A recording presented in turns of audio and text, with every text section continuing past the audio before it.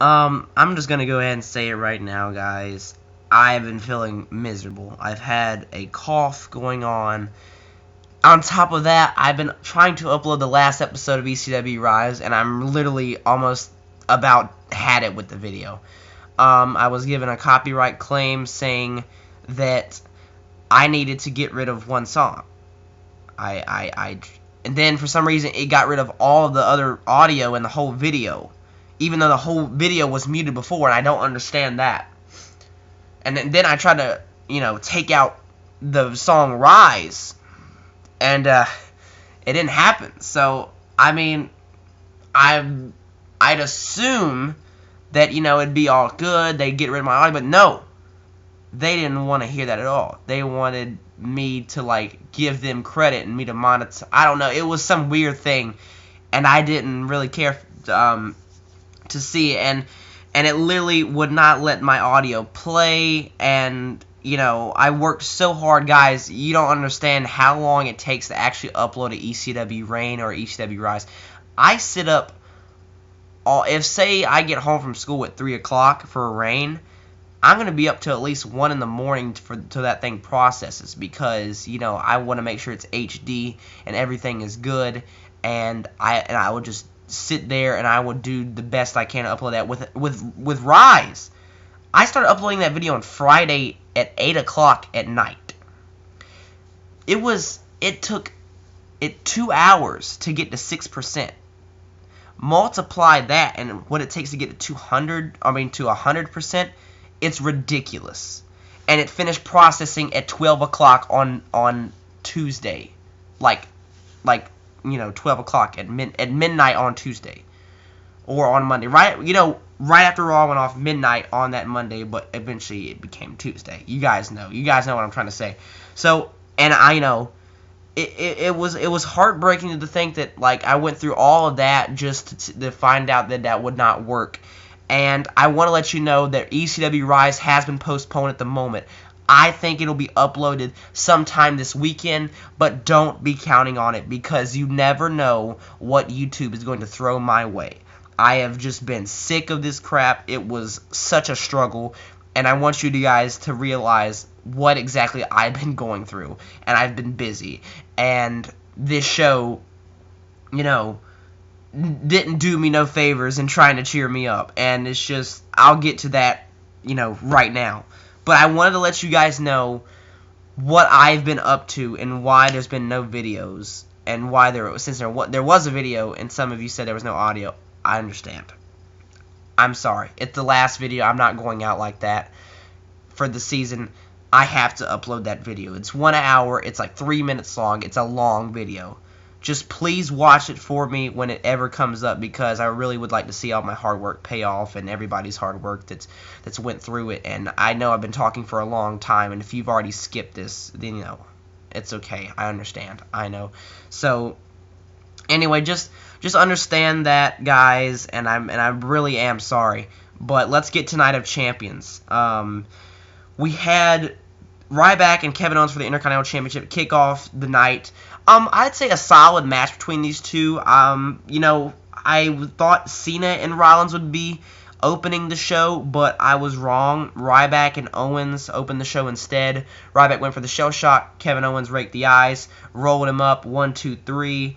I don't understand exactly why Kevin Owens didn't win, just clean. I obviously understand he's a heel, and I understand he has to cheat to win, but I mean, he beat Cena 100% crystal clean in his first match. So, I don't understand the thought process behind that, but they don't even know where they're going with Kevin Owens. They just said, here's the Intercontinental Championship. We don't know what to do with you at the current moment. We're going to stick you in this program with Ryback for maybe a month or two, and then from then, we don't know. That's literally probably how creative came up to Kevin Owens and told him that. I'm happy Kevin Owens won. It's a good accomplishment, to check off the list of things that I like to see Kevin Owens, accomplish in his tenure. Next, I'd really like to see him be the WWE World Champion. Just saying.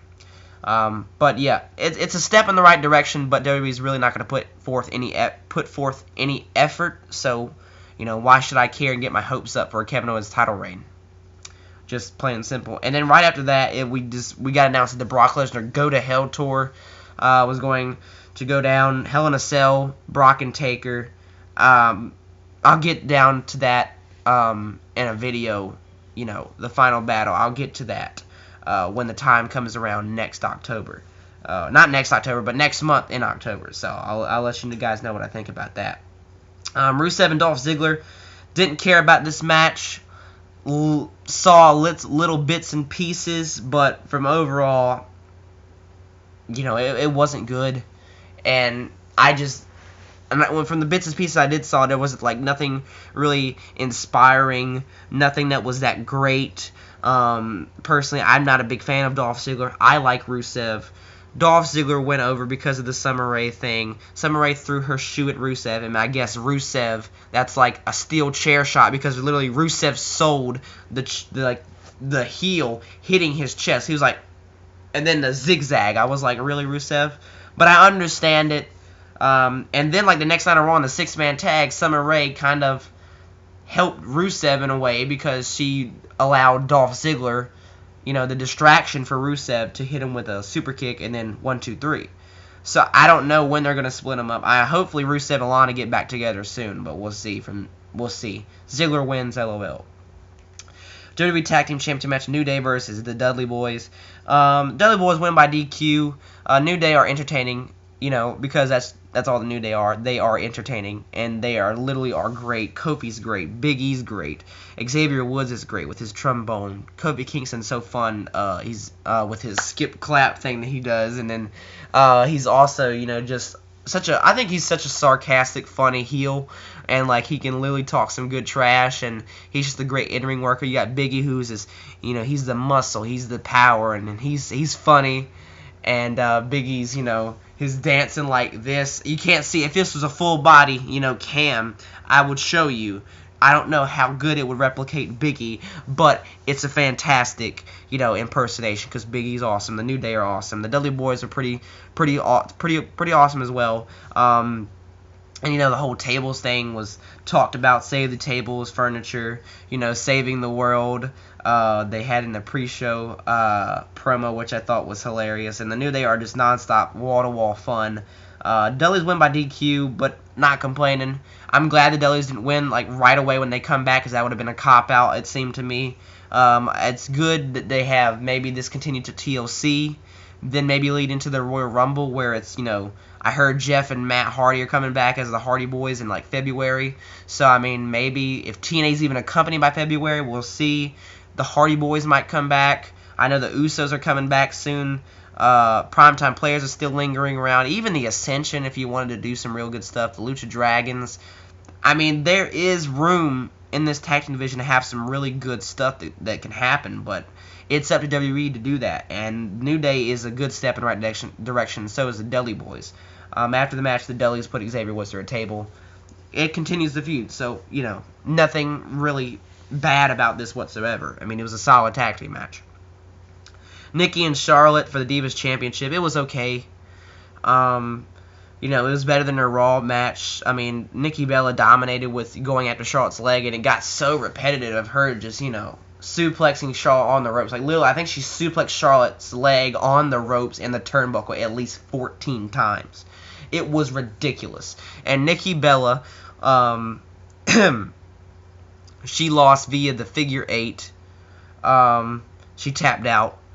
Everybody was going crazy on Twitter. Thank God AJ's, her championship reign has been avenged. Thank God that, AJ still gets justice for what I saw some of these the craziest things that were said, and I already made a video on why is AJ Lee's Divas Championship reign so important, and why does the YWC care so much. But Charlotte wins. There you go. Next night on Raw, Paige pretty much turned heel, so we're getting Paige and Charlotte at Hell in a Cell, and or Nikki Bella and Charlotte. I really do not care, but honestly, if they go all the way with this Paige rebellious, gonna say anything she wants when she wants, out for herself, and they do this feud, with the whole Charlotte Ric Flair stuff and Becky Lynch involved, I think it can be really good.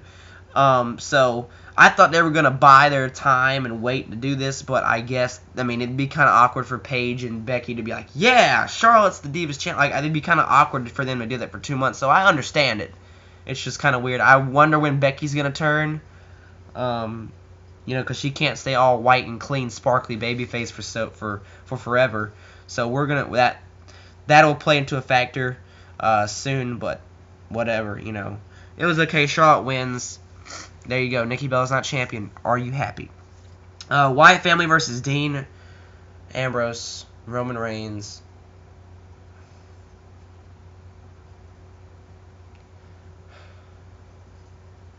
Chris Jericho.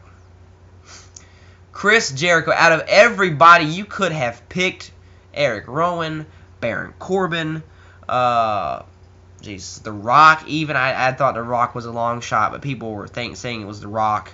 Daniel Bryan, even if he was healthy, Daniel Bryan would have been a good choice.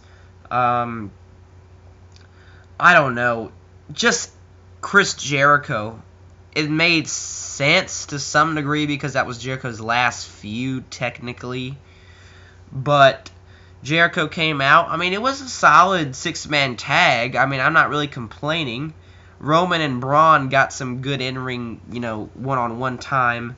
And I mean, it was pretty good, but I mean, nothing really special and memorable. Jericho went for the tag when Roman Reigns looked like he had it in the bag. You know, and Jericho got choked out.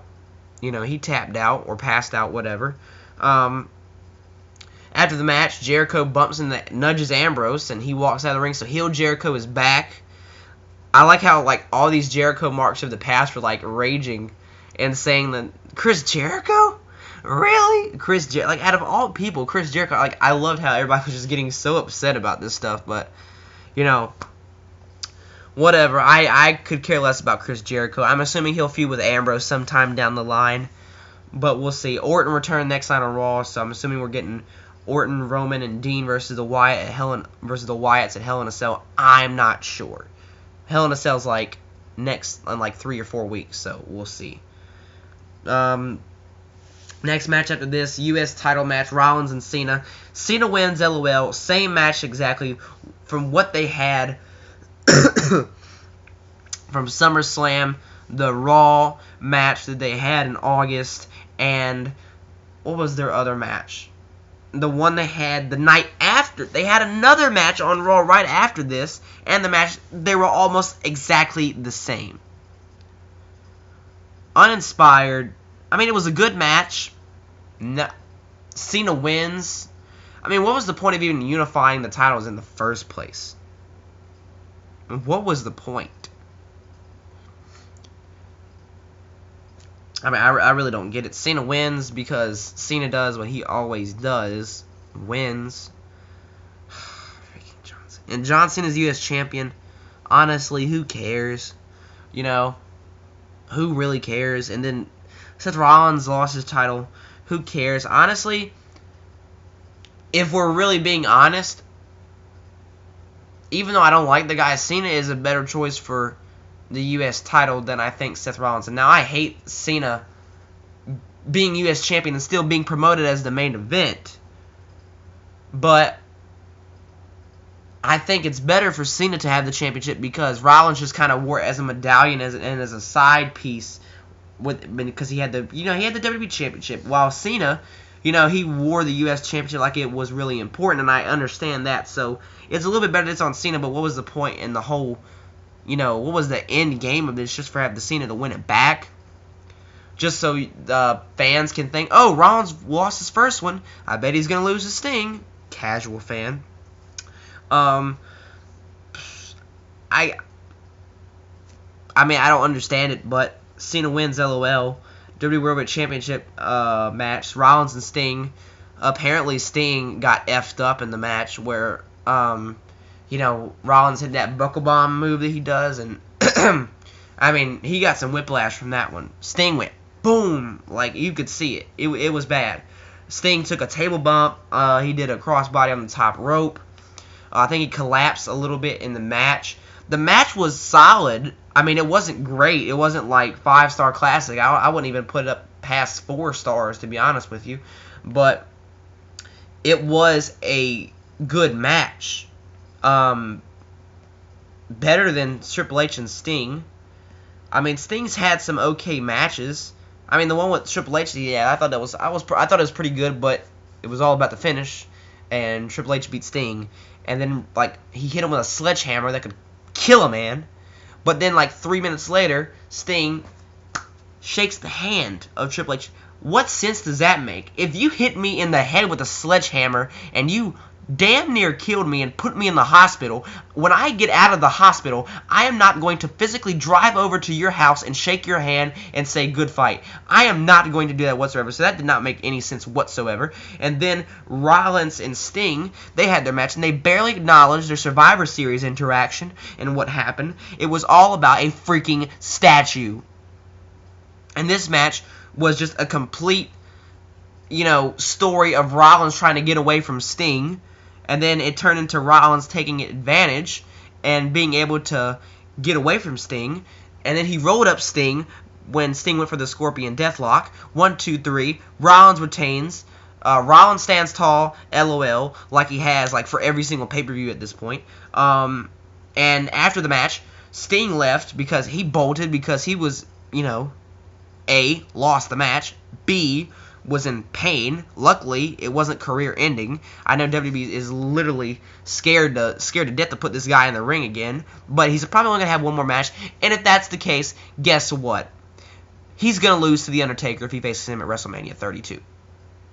And by the grace of God, if he faces John Cena at WrestleMania 32, from what the rumors I have heard, then we are in for a heap of trouble because Sting is losing that match too. So Sting is 0-3 in his WWE career at this point. When it comes to pay-per-views, if I am correct, yes, technically he beat Big Show. And technically he won the tag team match. But guys, does that match really matter? When you think of the grand scheme of things, when people look back at Sting, they're going to talk about, oh yeah, tag team match with Rollins and Big Show, with tag team match with Cena against Rollins and Big Show. Nobody's going to remember that. They're going to remember how he lost to Triple H and Seth Rollins in the span of 6 months. I don't understand it. But then Sheamus came out, Yay. Bro kick. Explosion. Mass Kane comes down. Choke slam Seth Rollins. Sheamus gets choke slammed by Kane. Kane tombstones Seth Rollins. Kane stands tall. Red color everywhere amongst the screen. Kane is in the main event program with Seth Rollins. And they're doing this whole Joseph Park Abyss ripoff storyline of Kane acting like he doesn't know that he is Mass Kane. I was so confused. He said it in the office, and then, right before he attacked Seth Rollins on Raw, he came on the Titantron and literally, almost admittedly, told him that he was the Monster Kane. He was like, in your wildest, or he was like, in your nightmares.